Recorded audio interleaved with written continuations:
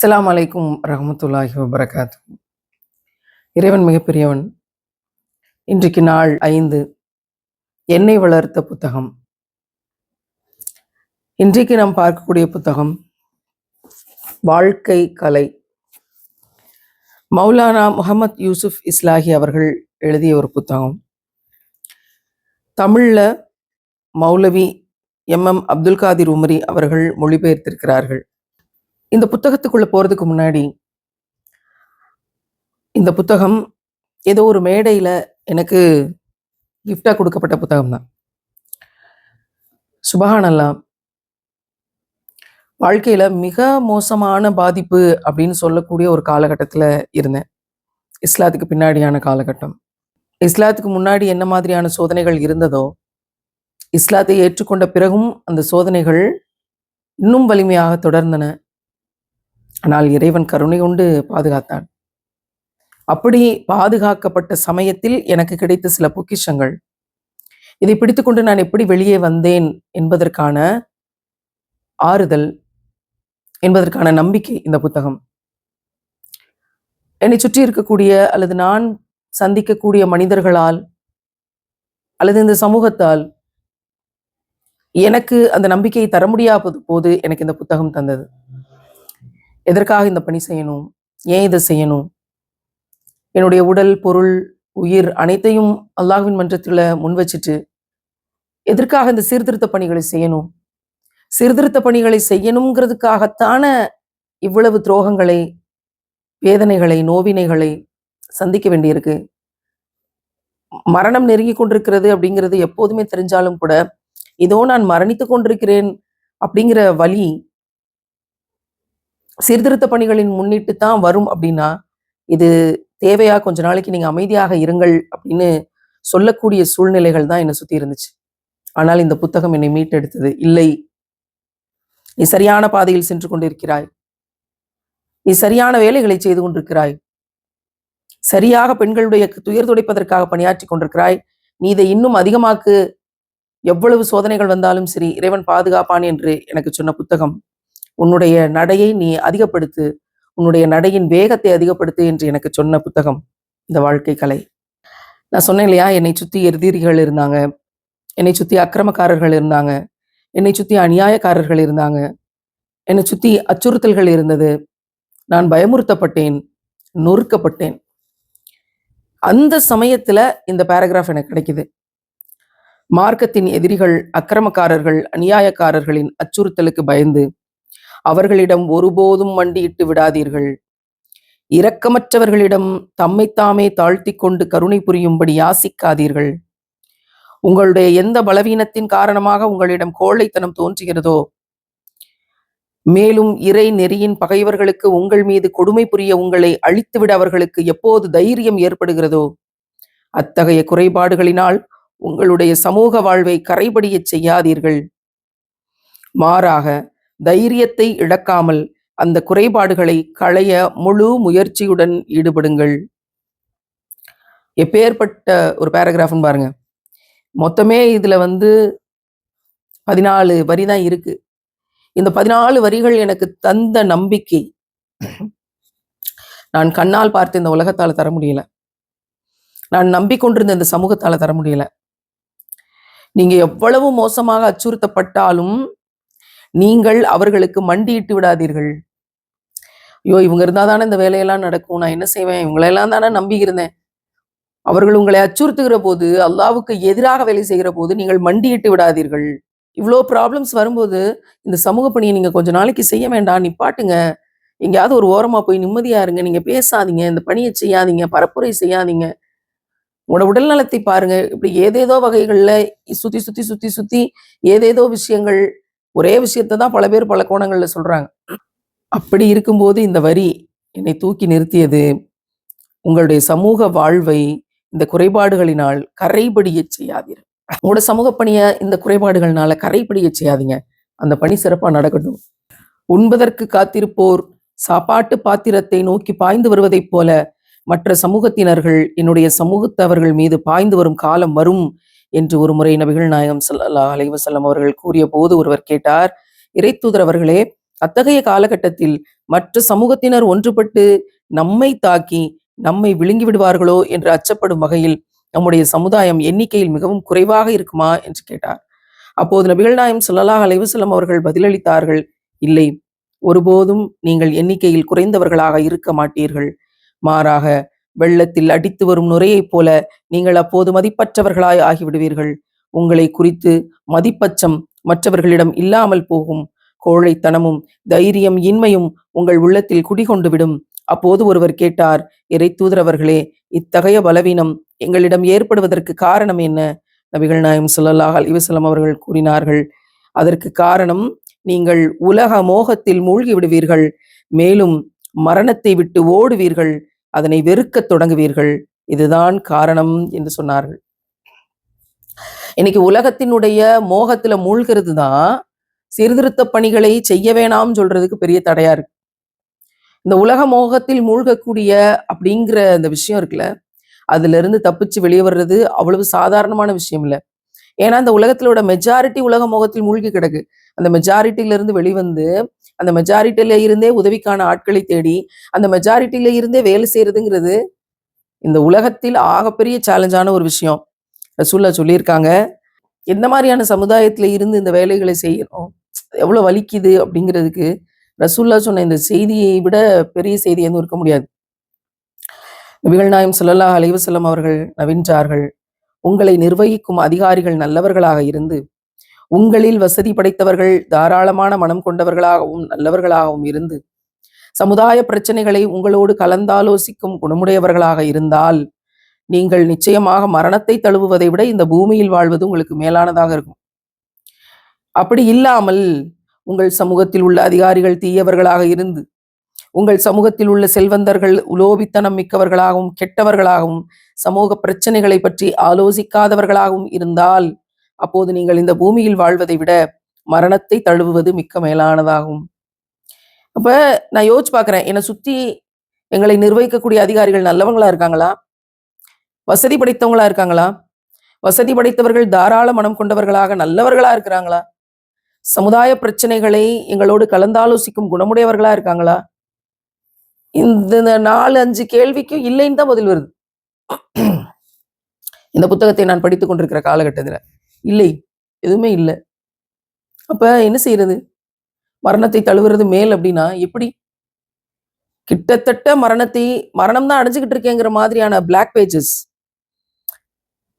மரணம் ஒரு நொடி முந்தவும் முடியாது, ஒரு நொடி பிந்தவும் முடியாது. அந்த வலிக்காக நான் ஒப்பிட்டு சொல்றேன். அவ்வளோ சுத்தியிலும் நெகட்டிவிட்டி. நான் எங்க இருந்து நல்லவர்களை தேடுவதுங்கிற காலகட்டமாக இருக்கு. அப்ப இந்த புத்தகத்தை நான் படிச்சு கொண்டிருக்கேன். அடுத்து வர்ற பேராகிராஃப் தான் என் வாழ்நாளில் மறக்க முடியாது. நீங்கள் யாரையெல்லாம் நம்பி அல்லாஹ்வுக்காக இந்த பணிகளை செய்யணும் நின்னமோ அவங்களாம் 100% ஏமாற்றி துரோகம் செய்திருக்கிறார்கள். 100% நல்லவர்களாக இல்லை. 100% தாராள மனம் கொண்டவர்களாக இல்லை. வசதி படைத்தவர்கள் ஆனால் நல்லவர்களாக இல்லை. சமூக பிரச்சனைகளை நம்மோடு கலந்தாலோசிக்கக்கூடியவர்களாக இல்லை. எல்லாமே இல்லைன்னு வருது. நிலைமை ரொம்ப ஆபத்தா இருக்கு. இவர்களையெல்லாம் நம்பித்தான் எல்லா சமூக பணியும் ஒப்படைச்சிருக்கோம். நிலைமை ரொம்ப மோசமானதாக இருக்கு. அப்ப இந்த பேராகிராஃபை படிக்கணும்.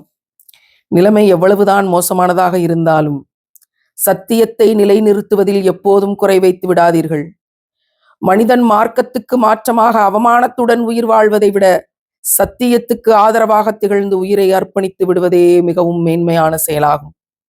சோதனைக்கு மேல் சோதனை ஏற்பட்டாலும் அச்சுறுத்தலுக்கு மேல் அச்சுறுத்தல் ஏற்பட்டாலும் சுருக்கமாக சொல்வதானால் எந்த நிலையிலும் சத்தியத்தை விட்டுக் கொடுக்காதீர்கள். எவரேனும் உங்களை மரணத்தை காட்டி மிரட்டினால் அதனை கண்டு புன்முறுவல் பூத்துக் கொள்ளுங்கள். ஷஹீத் இறைவழியில் கொல்லப்படும் நிலை ஏற்பட்டால் அதை மகிழ்ச்சியோடும் ஆர்வத்தோடும் வரவேற்று ஏற்றுக்கொள்ளுங்கள். சுப்ஹானல்லாஹ். இதை எழுதியவர்கள், இதை தமிழில் ஆக்கியவர்கள் அனைவருக்கும் இறைவன் மேலான சொர்க்கத்தை வழங்குவானாக. ஆமீன். என்ன மாதிரியான பேராகிராஃப்! இந்த பத்திக்குள் இருந்து என்னுடைய அத்தனை இருட்டு சுழல்களையும் அல்லாஹ் பிச்சு எடுத்து வெளியெடுத்தான். என்ன நடந்தாலும் சரி, சத்தியத்தை நிலைநிறுத்துகிறவனுடைய போராட்டத்தை யாருக்கும் விட்டு கொடுத்துறாத. இதுல ஒரு வரி பாருங்க, மனிதன் மார்க்கத்துக்கு மாற்றமாக அவமானத்தோட உயிர் வாழ்றதை விட, இஸ்லாத்தை விட்டு கொடுத்து அவமானமா உயிர் வாழ்றதை விட சத்தியத்துக்கு ஆதரவாக இருந்து உயிரை அர்ப்பணித்து விடுவது மேலானது. நான் அல்லாஹ் ஹலால்னு சொன்ன விஷயத்துக்குள்ள நின்னு அதுக்காக போராடி நான் உயிரை விடுறது மேல் ஹராமான பாதையை தேர்ந்தெடுக்கிறதுக்கு முன்னாடி. சோதனைக்கு மேல் சோதனை ஏற்பட்டாலும், அச்சுறுத்தலுக்கு மேல் அச்சுறுத்தல் ஏற்பட்டாலும், உன்னை கொலை செஞ்சிருவேன்னு சொன்னாலும், உன்னை ஒண்ணும் இல்லாம ஆக்கிருவேன்னு சொன்னாலும், உன்னை அழிச்சிருவேன்னு சொன்னாலும், மரணத்தை காட்டி மிரட்டினாலும் பார்த்து புன்முறுவல் செய்யுங்கள்.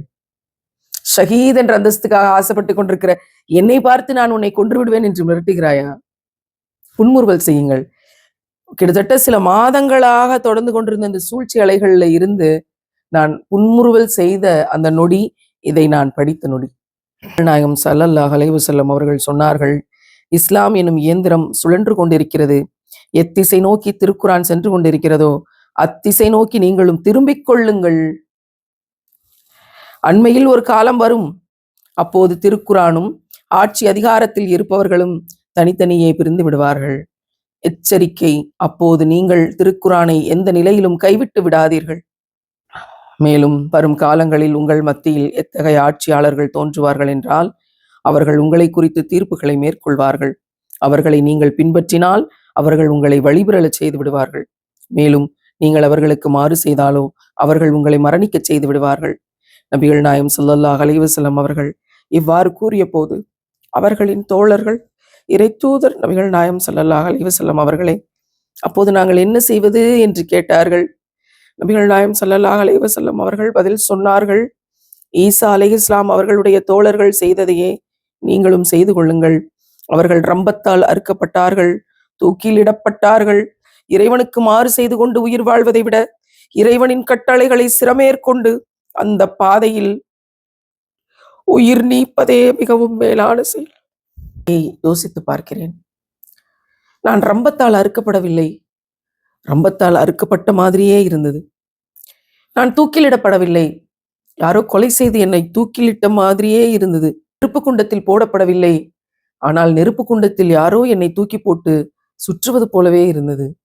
எந்த பெண்ணுக்கும் இந்த கடினங்கள் வர வேண்டாம் என்ற துவாவோடு தொடர்கிறேன்.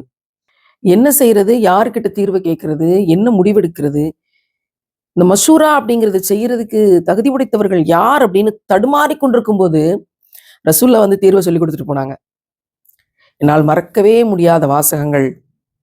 என்ன செய்யறது அப்படின்னு இங்க ரசூல்லா கூட இருந்தவங்க கேட்டாங்களே, அதே போல நான் என்ன செய்யறதுன்னு நான் கேட்கிறேன்.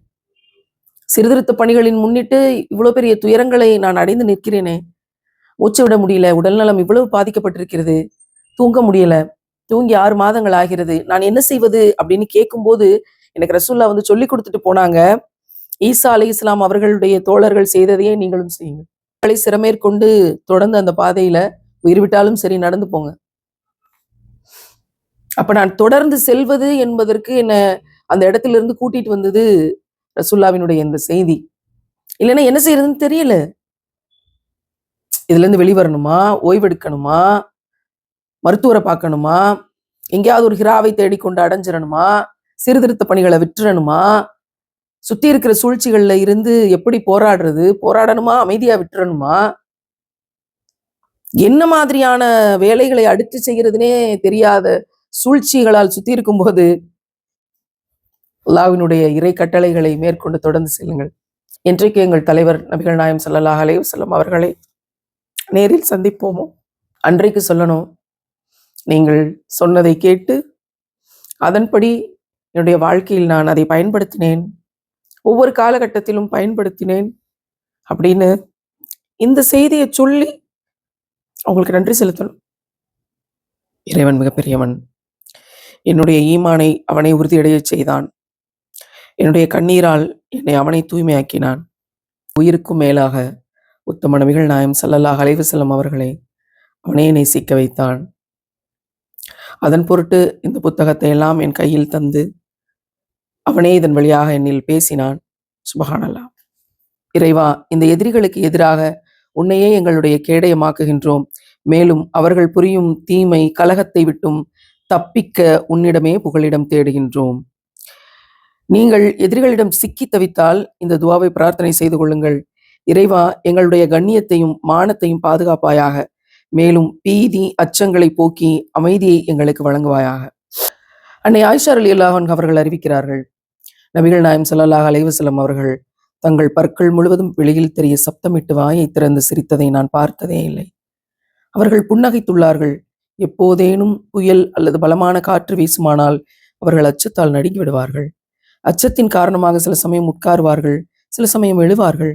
மேலும் மழை பொழிந்து நிற்கும் வரை நபிகள் நாயகம் ஸல்லல்லாஹு அலைஹி வஸல்லம் அவர்களின் நிலை இப்படித்தான் இருந்தது. அப்போது நான் ஒருமுறை அவர்களிடம் கேட்டேன், இறை தூதர் நபிகள் நாயகம் ஸல்லல்லாஹு அலைஹி வஸல்லம் அவர்களே, நான் மக்களை கவனிக்கின்றேன். அவர்கள் மேகத்தை பார்த்தால் மழை பெய்யக்கூடும் எனும் எண்ணத்தில் மகிழ்ச்சி அடைகிறார்கள். மேலும் தங்களை பார்க்கிறேன், நீங்கள் மேகத்தை பார்த்தால் முகம் கலக்கத்திலும் கவலையிலும் ஆழ்ந்து விடுகிறீர்கள். அதற்கு அன்னலார் ஸல்லல்லாஹு அலைஹி வஸல்லம் அவர்கள் பதிலளித்தார்கள், ஆயிஷாவே, இந்த மேகத்தில் வேதனை இருக்காதே என கருதி நான் எவ்வாறு அச்சமற்றவனாக இருக்க முடியும்? ஆத் சமூகத்தினர் மீதும் புயல் வீசி இறைவேதனை வந்திருந்தது. ஆத் சமுதாயம் அப்போது வந்த மேகங்களை பார்த்து, இது மேகம்தானே, இதிலிருந்து எங்களுக்கு மழைதானே பொழியும் என்று கூறினார்கள். அதன் பிறகு அன்னலார் ஸல்லல்லாஹு அலைஹி வஸல்லம் அவர்கள் இந்த துஆ, இந்த பிரார்த்தனையை செய்தார்கள். இறைவா, இந்த காற்றை எங்களுக்கு நன்மை அளிக்கக்கூடியதாக ஆக்கிவிடு. தீங்கை விளைவிக்கும் காற்றாக ஆக்கிவிடாதே. இறைவா, இந்த காற்றை உன்னுடைய கருணைக்குரியதாக ஆக்கிவிடு. மேலும் உன் புறத்திலிருந்து வேதனைக்குரியதாக ஆக்கிவிடாதே. இப்பேற்பட்ட புயல் உங்களோட வாழ்க்கையில உங்க மனசுல வீசுது நீங்க நினைச்சாலும் இந்த துவாவை நம்ம செய்வோம். நிச்சயமா இறைவன் கருணையாளர்களுக்கெல்லாம் கருணையாளன். நம் தலைவரை நாம் உயிரினும் மேலாக நேசிக்கும் உத்தம நபிகள் நாயகம் ஸல்லல்லாஹு அலைஹி வஸல்லம் அவர்களை பாதுகாத்ததைப் போல அவருடைய பணியை செய்யக்கூடிய அவருடைய சிறந்த உம்மத்தான நம்மையும் பாதுகாப்பான் இன்ஷா அல்லாஹ். நபிகள் நாயகம் ஸல்லல்லாஹு அலைஹி வஸல்லம் அவர்களும் நபி தோழர்களும் நெருக்கடியான காலகட்டங்களில் தொழுகையில் இந்த பிரார்த்தனையை ஓதியிருக்கிறார்கள். இறைவா, நீ எங்களுக்கு நேர்வழி வழங்குவாயாக. மேலும் நேர்வழி அடைந்த மக்களோடு எங்களை சேர்த்துக் கொள்வாயாக. எங்களை மன்னித்து நீ ஏற்கனவே மன்னித்த மக்களுடன் எங்களை இணைப்பாயாக. மேலும் எங்களுக்கு தலைமை தாங்குவாயாக. முன்பு எந்த மக்களுக்கு நீ தலைமை தாங்கி இருந்தாயோ அவர்களுடன் எங்களையும் சேர்த்துக் கொள்வாயாக. நீ எங்களுக்கு வழங்கிய அருட்கொடைகளை அபிவிருத்தி கொள்வாயாக. நீ எங்களுக்கு வழங்கிய அருட்கொடைகளை அபிவிருத்தி செய்வாயாக. மேலும் நீ தீமையிலிருந்து எங்களை காப்பாற்றுவாயாக. ஏனெனில் நீயே தீர்மானிக்கிறாய். மேலும் உன் மீது வேறு எவருடைய தீர்ப்பும் செயல்படுத்தப்படுவதில்லை. எவருக்கு நீ தலைமை தாங்குகிறாயோ அவர் ஒருபோதும் இழிவடைய மாட்டார். எவரை நீ தன்னுடைய பகைவன் என நிர்ணயித்து உள்ளாயோ அவர் ஒருபோதும் கண்ணியத்தை அடைய மாட்டார். நீயோ பெரும் பாக்கியமானவன். எங்கள் இறைவா, நீயோ மிகவும் மேலானவன், உயர்ந்தவனாவாய். நாங்கள் உன்னிடமே மன்னிப்பை கோருகின்றோம், பாவ மன்னிப்பை கேட்கிறோம். இறைவா, உன்னுடைய பாதையை விட்டு தடுக்கும் உன்னுடைய தூதர்களை பொய்யர் என்று தூற்றும் உன்னுடைய நேசர்களை சிறுமைப்படுத்தும் இறை நிராகரிப்பாளர்களுக்கு தண்டனையை அளிப்பாயாக. இறை நம்பிக்கையாளர்களான ஆண்கள் பெண்கள், முஸ்லிம்களான ஆண்கள் பெண்கள் ஆகியோருக்கு மன்னிப்பை அருள்வாயாக. மேலும் அவர்களின் பரஸ்பர தொடர்பை சீர்படுத்துவாயாக. மேலும் இதயங்களில் பரஸ்பர அன்பை தோற்றுவிப்பாயாக. இன்னும் அவர்களுடைய இதயங்களில் இறை நம்பிக்கையையும் விவேகத்தையும் ஆழமாக விதைப்பாயாக. மேலும் அவர்களை உன்னுடைய தூதரை பின்பற்றும் சமுதாயத்துடன் இணைத்து வாழச் செய்வாயாக. நீ அவர்களிடமிருந்து பெற்றுள்ள வாக்குறுதியை நிறைவேற்றும் பேச்சை அவர்களுக்கு வழங்குவாயாக. உன்னுடைய பகைவர்களுக்கு எதிராகவும் அவர்களுடைய பகைவர்களுக்கு எதிராகவும் நீ அவர்களுக்கு உதவி செய்வாயாக. உண்மையாக வழிபடப்படுபவனே, எங்களுடைய இந்த மன்றாடுதலை கெஞ்சலை செவிமடுத்து ஏற்றுக்கொள்வாயாக. மேலும் மேற்சொன்ன சான்றோரில் எங்களையும் சேர்ப்பாயாக. ஆமீன். இந்த துவாவில் இருக்கக்கூடிய ஒரு உன்னதமான விஷயம், என்னுடைய வாழ்க்கையில மிகப்பெரிய பாக்கியத்தை எனக்கு தந்த விஷயத்தை நான் சொல்றேன். நேர்வழி அடைந்த மக்களோடு எங்களை சேர்த்துக் கொள்வாயாக. சுபஹானல்லாஹ். வாழ்க்கையில இதை விட ஒரு பெரிய அழகான டெக்னிக் இருக்க முடியும்னு எனக்கு தோணல. நம்மளை சுத்தி பிரச்சனை, சூழ்ச்சி, கெட்ட மனிதர்கள் இருக்காங்க, நம்மளால நிம்மதியா இருக்க முடியல. சுத்தி நிறைய பேர் இருக்காங்க, நிறைய சொந்த பந்தங்கள் இருக்காங்க, ஆனா நம்மளால நிம்மதியா இருக்க முடியல. சுற்றிலும் நமக்கானவர்கள்னு சொல்லிக்கிறதுக்கு நிறைய பேர் இருக்காங்க, ஆனா நம்மளால மன அமைதியா இருக்க முடியல. கண்ணுல கண்ணீரை, கவலையினால் வருகிற கண்ணீரை கட்டுப்படுத்த முடியல. நிம்மதியா தூங்கி எந்திரிச்சு ரொம்ப நாளாச்சு அப்படின்னு மனம் கவலை கொண்டே தொடர்ந்து இருக்கக்கூடியவர்கள் அப்படின்னா உங்களை நீங்கள் உயர்ந்த நண்பர்களோடு சேர்த்து கொள்ளுங்கள். உயர்ந்த ஈமானில் ஈமானிய உணர்வோடு சமூகத்துக்காக தங்களை தூய்மைப்படுத்திக் கொள்கிறாங்களே, அந்த உயர்ந்த நண்பர்களோடு சேர்த்து கொள்ளுங்கள். அதுக்காக துவா செய்யுங்க. யா அல்லாஹ், குரானுக்காக வாழக்கூடிய, குரான் படியே நடக்கக்கூடிய நல்லோர்களோடு என்ன சேர்த்து வைன்னு கேளுங்க. உலகத்துல அப்படிப்பட்ட மக்கள் இருக்கிறாங்க. அவங்களோடு உங்களை இறைவன் சேர்த்து வைப்பான். அதற்கு பிறகு உங்கள் மனம் ஆறுதலடையும். அதற்கு பிறகு உங்களுக்கு நேர்வழி இன்னும் சிறப்பாக நேர்வழியாக்கப்படும். அதற்கு பிறகு எந்த வளைவு நிலையும் இல்லாமல் அந்த நேர்வழி பாதையில் உங்களால் செல்ல முடியும். அதற்கு பிறகு இத்தனை ஆண்டு காலமாக நீங்கள் தேடிக்கொண்டிருந்த நிம்மதி உங்களுக்கு வசப்படும். எனவே கேளுங்கள், எந்த மாதிரியான சோதனையில இருந்தாலும், உயிரை விட்டுறலாமாங்கிற அளவுக்கான துக்கத்துல நீங்க இருந்தாலும் கேளுங்கள், யா அல்லாஹ், குர்ஆன் படி வாழக்கூடிய உயர்ந்த நண்பர்களோடு என்னை சேர்த்து வைப்பாயாக. நாம் உயிரினும் மேலாக நேசிக்கும் முத்தம நபிகள் நாயகம் ஸல்லல்லாஹு அலைஹி வஸல்லம் அவர்கள் உயிர் துறக்கும் அந்த கடைசி பொழுதில் கேட்ட துஆ, யா அல்லாஹ், உயர்ந்த நண்பர்களோடு என்னை சேர்த்து வைப்பாயாக. அதை பற்றி கொண்டு நாமும் நிற்போம் என்பதை இன்னும் வலிமையாக உறக்கச் சொன்ன இந்த புத்தகம் வாழ்க்கை கலை. என் வாழ்க்கையில் என்னால் மறக்க முடியாத ஒரு புத்தகம். சந்தோஷமா ஒரு புத்தகத்தை படிச்சு நான் இதை அடைந்தேன்னு சொல்றதை தாண்டி, நான் என்னை வளர்த்த புத்தகம்னு சொல்ற எல்லாமே என்னை இருட்டிலிருந்து வெளிச்சத்திற்கு கொண்டு வந்த புத்தகம். அந்த வகையில் இந்த வாழ்க்கை கலை கொலை செய்யப்பட்டு கொண்டிருந்த என்னுடைய வாழ்க்கையை மீட்டெடுத்தது. இதை எழுதியவர்கள், தொகுத்தவர்கள், தமிழில் ஆக்கியவர்கள் அனைவருக்கும் இறைவன் சிறந்த இடத்தை தருவானாக. நிச்சயமாக புத்தகங்கள் வெளிச்சத்தின் வாசல்களாகவே இருக்கின்றன. சிறையிலிருந்து விடுதலை தரும் விடுதலை அறிவிப்பாளர்களாகவே இருக்கின்றன. இன்ஷா அல்லாஹ், என்னை வளர்த்த புத்தகம் ரமலான் சீரீஸ். நாளை இன்னொரு புத்தகத்தில் சந்திப்போம். அஸ்ஸலாமு அலைக்கும் வரஹ்மத்துல்லாஹி வபரகாத்துஹு.